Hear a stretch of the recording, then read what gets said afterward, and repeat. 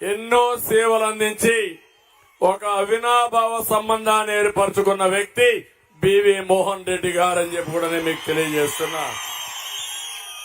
ఆ ఒరవడి కొనసాగుతుంది. ఆ లెగసీ కంటిన్యూ చేయడానికి ఈ రోజు ఇక్కడ జయ నాగేశ్వర రెడ్డి గారు మీ ముందరున్నారు.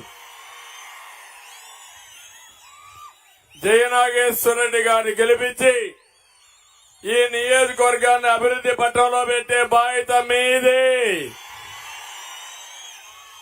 ఇంకో పక్క ఒక పేద పంచలింగాల నాగరాజు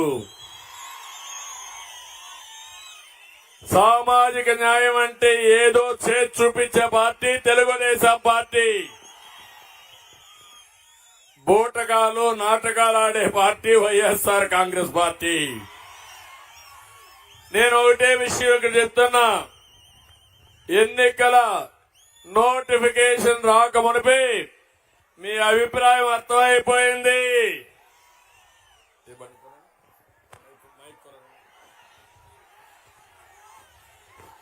కొంచెం మైక్ అన్ని బ్యానర్ తీయడమా, జెండాలన్నీ దించండి, వెనకాల కనపడాలి. మళ్ళీ మీరు పెట్టుకుందరు. దించాలి దించాలి, అన్ని జెండాలు దించాలి. దించండి, జెండాలను దించండి, జెండా దించాలి. ఇవి కూడా పక్కెళ్ళిపోండి, లేకపోతే ఒక సైడ్కి వెళ్ళిపోండి.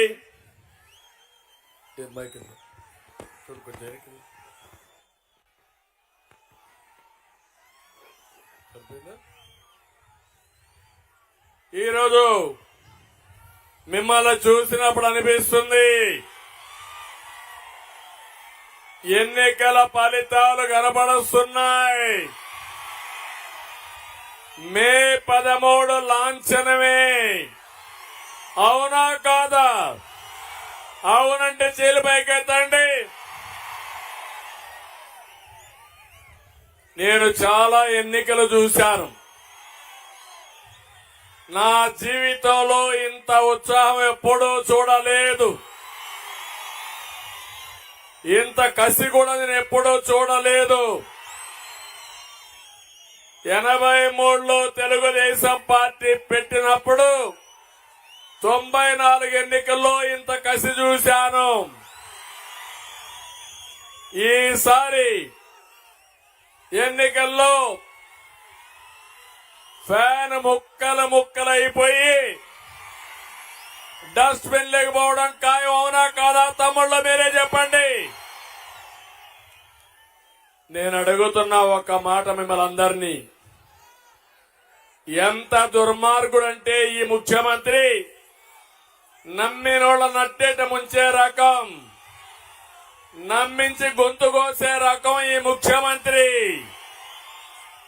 దానికి రాయలసీమ ఒక ఉదాహరణ. తమిళలో రాయలసీమలో 52 మంది ఎమ్మెల్యేలు ఉన్నారు.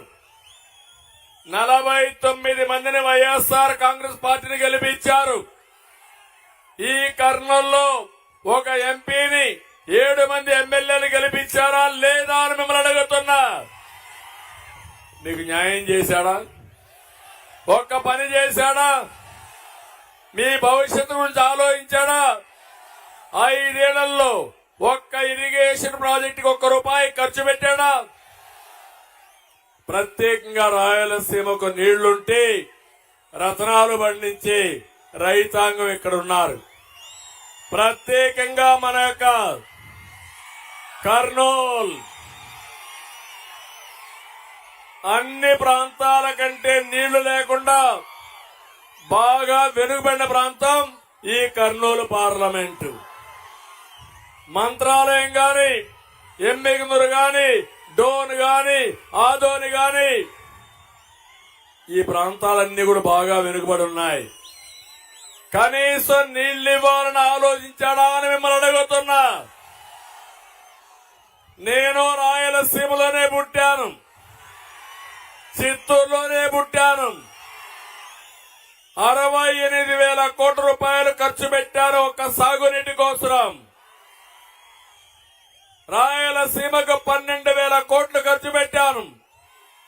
నేను సవాల్ విసురుతున్న నిన్నే వచ్చాడు మేము సిద్ధమని. మా వాళ్ళు అంటున్నారు మేము సిద్ధం నిన్ను ఓడించడానికని. ఎంత దుర్మార్గుడంటే ఈ రోజే నేను ఒకటి చూశాను. ఒక ఫేక్ ఫెలో ఈ ముఖ్యమంత్రి, ఎందుకు పనికిరాని దద్దమ్మ ఈ ముఖ్యమంత్రి.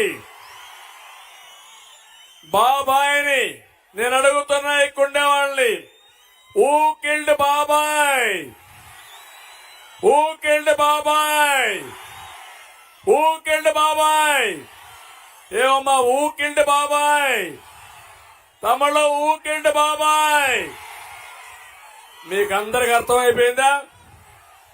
ఎవరిది గొడ్డలు అర్థమైందా? ఇక్కడొచ్చి చెప్తున్నాను నేను చంపేశానంట.